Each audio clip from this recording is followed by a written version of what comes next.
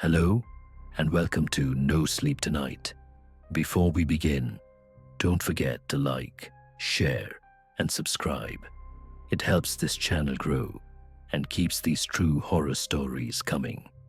Alright, let's dive into 3 Halloween nights that will stay under your skin. Borrowed costumes. Halloween in my neighborhood usually wraps up early. By 10 o'clock, the porch lights are off, the little kids are in bed, and only the older ones are still wandering the streets with pillowcases that sag from the weight of candy. That night felt no different. I had just started to relax, sitting on the couch with the lights dimmed when the doorbell rang again. It was later than I expected, close to 10:30. But I figured a few stragglers were squeezing in one last round. I grabbed the candy bowl and opened the door. There were 4 of them. Teenagers, taller than the kids I'd seen earlier, and each of them holding a pillowcase. Their costumes were simple, almost lazy.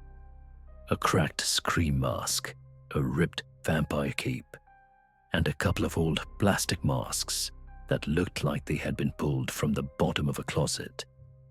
They didn't talk much. One of them muttered, "Trick or treat," under his breath. But the others just stood there in silence. I dropped a few pieces of candy into each bag and waited for the usual "thank you," but none came. They turned together and walked back down the driveway, slow and silent. Something about them bothered me.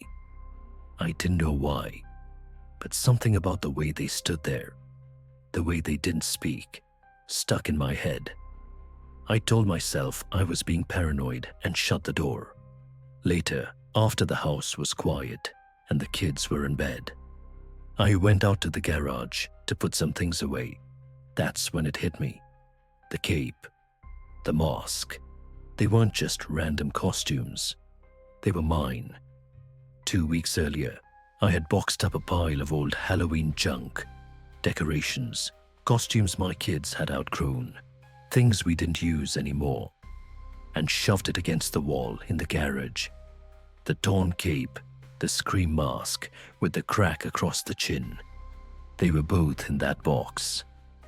I walked straight to the corner, pulled the flaps open, and felt my stomach drop. The box was half empty. Costumes were gone, and the props that were left were scattered across the floor. The side door of the garage was unlocked. They hadn't come dressed for Halloween. They had gone through my garage. They had taken what they wanted, put it on, and then walked right up to my front door so I could hand them candy.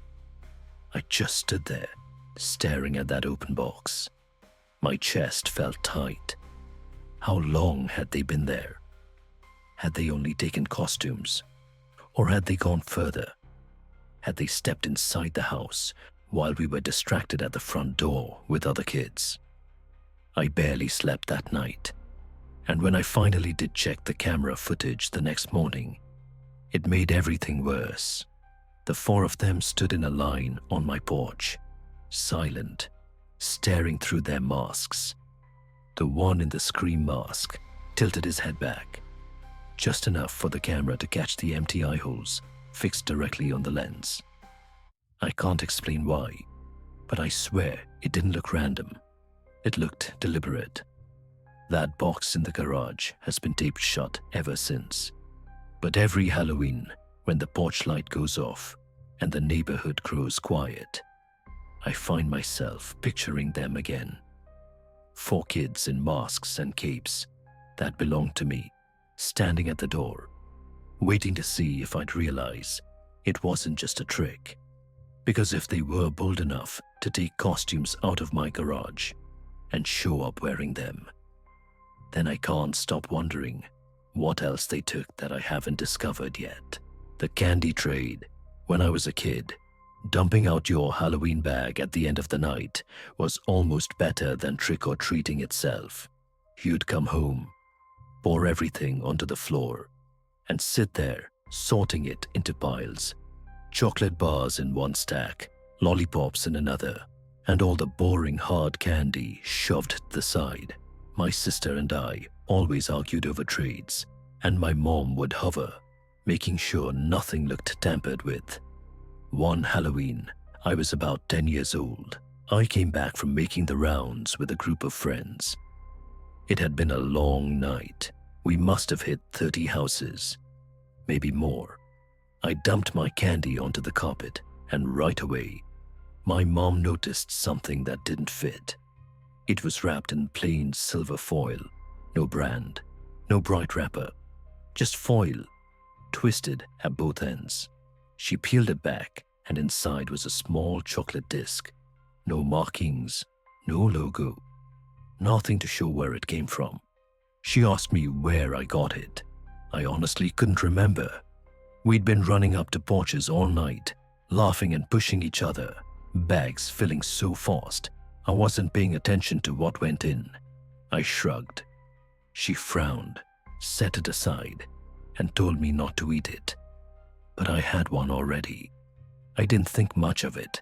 I had more candy than I could eat in a month.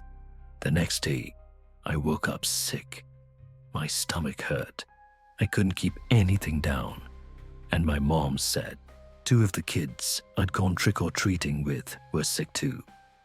When the parents compared, they all found the same thing. Each of us had at least one of those plain foil chocolates in our bags. That's when everyone started asking which house was giving them out. None of us could pin it down. A couple of kids thought maybe it came from a bowl on a porch with a little sign that said "Take one."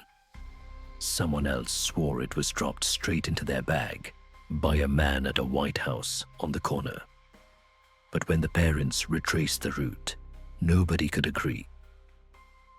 We had the candy in our bags, but no one remembered who had given it to us.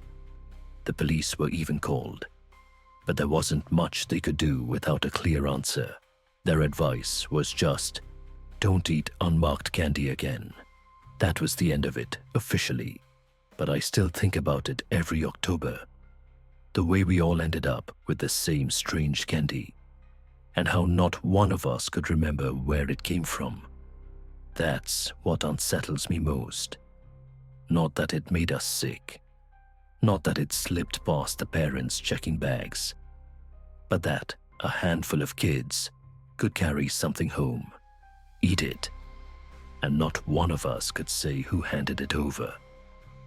Every time I see kids dump their candy out on the floor, I think about that silver wrapper and how easy it was for something dangerous to get mixed in, right under everyone's nose.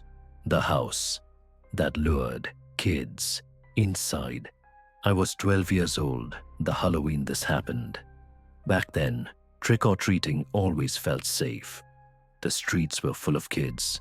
Parents walked a few steps behind with flashlights, and as long as a porch light was on, you could expect candy waiting at the door. That night, I was out with 3 friends. We'd already been going for hours, bags heavy enough that our arms ached, when we turned down a street I didn't know well.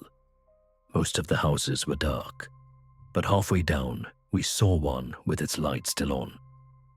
There were no decorations, no pumpkins on the steps, nothing to make it look festive, just the light and the front door slightly open. We slowed down. At first, it looked like no one was home. Then we noticed a bowl sitting just inside the doorway. Before we could decide whether to go up, the door opened wider and a man appeared. He wasn't dressed up. No mask, no costume. He looked at us and said, very casually, one at a time, "Come in and pick what you want." The 4 of us just stood there, staring. Nobody else had asked kids to go inside. Usually people just held the bowl out or let you grab a handful on the porch. None of us wanted to move, but one of my friends gave a nervous laugh and stepped forward. He crossed the threshold, and the man closed the door behind him. We stayed on the porch, waiting.